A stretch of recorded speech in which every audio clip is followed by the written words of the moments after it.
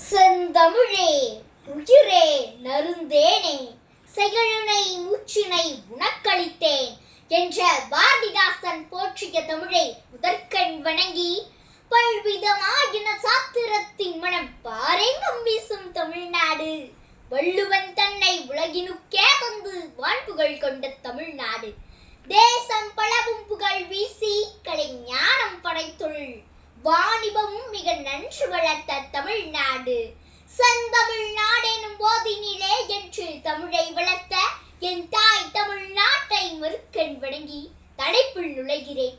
திறனல்ல தற்பிறர் செய்யினும் நொந்து அறநல்ல செய்யாமை நன்று.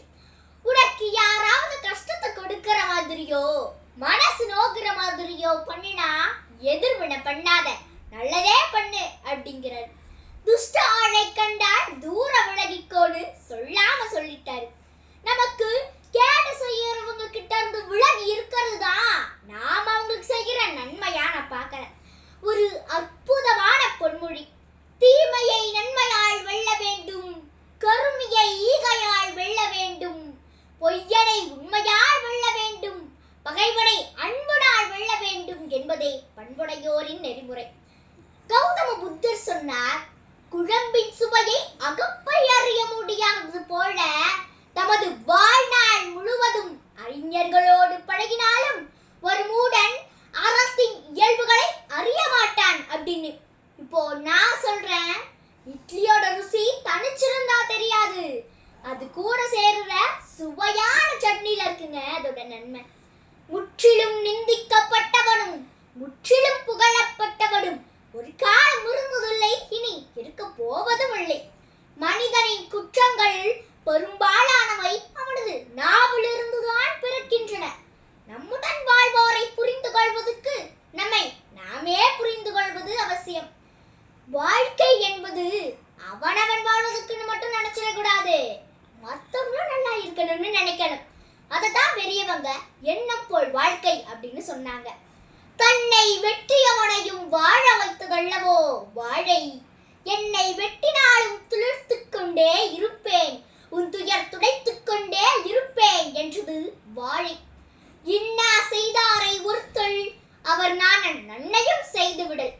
ஒருவன் நல்லவனாய் இருப்பது நல்லதுதான், ஆனால் நல்லது கெட்டது தெரியாத நல்லவனாய் இருந்தால் அது ஆபத்தாக அல்லவா முடியும்? பெண்ணே, அதை பகுத்தறியும் திறனின்றி எப்படி தீமை செய்பவனுக்கும் நன்மையே செய்வது? காய்த்த மரம் கல்லடிப்படும். என் மரத்தின் ஒருவருடைய பசியை தீர்க்கத்தான் என்றால் நான் கல்லடிப்படுவதில் தவறில்லையே. மனிதன் எப்போதும் நல்லவன் தான், ஆனால் அவனது சூழல்கள் அவனை தீமையின் பக்கம் திருப்பலாம். ஆனாலும் நன்மை தீமை என்பதையெல்லாம் யார் முடிவு செய்வது? நண்பனை நேசிக்க வேண்டும், எதிரியை அதைவிட நேசிக்க வேண்டும். நண்பன் வெற்றிக்கு துணையாய் இருப்பான், ஆனால் எதிரியோ வெற்றிக்கு காரணமாய் இருப்பான். உனக்கு கஷ்டத்தை கொடுக்கிறவங்களுக்கும் நல்லதே செய்யன்னு சொன்ன வள்ளுவர் இன்னொரு குறள்ல என்ன சொல்றாருன்னு பாருங்க. மறந்தும் புறன் கேடு சூழற்க சூழின் அறஞ்சூழல் சூழ்ந்தவன் கேடுங்கிறார். மறந்து கூட மற்றவங்களுக்கு கேடு செய்ய நினைக்காத, அப்படி நினைச்சா அந்த அறமே உன் அடிக்க கட்டம் கட்டிடுன்னு சொல்றாரு. நீ என் நண்பனாக இருந்து துரோகம் செய், அதை நான் மனதால் ஏற்றுக்கொள்கிறேன். என் நண்பன் எனக்கு நல்லதுதான் செய்வான் என்று. ஆனால் துரோகம் செய்ய மட்டும் நண்பனாய் வேடமுடாது.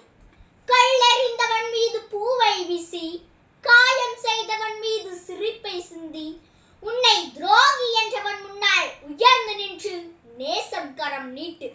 இருள் சூழ்ந்தவனுக்கு ஒளியை காட்டு, துன்பம் தந்தவனுக்கு ஆறுதலை கொடு. வஞ்சம் கொண்டவன் இதயத்தை வாஞ்சையால் வென்று காட்டு. பழிக்கு வழி என்பது பாதை அல்ல, அன்பிற்கு அன்பே சிறந்த வழி. மன்னிப்பே மிக பெரிய ஆயுதம், மனிதம்தான் உன் அடையாளம் என்று கூறி மீண்டும் ஒரு முறை என் தமிழையும் இந்த அவையையும் வணங்கி வாய்ப்புக்கு நன்றி பாராட்டி விடைபெறுகிறேன். நன்றி, வணக்கம்.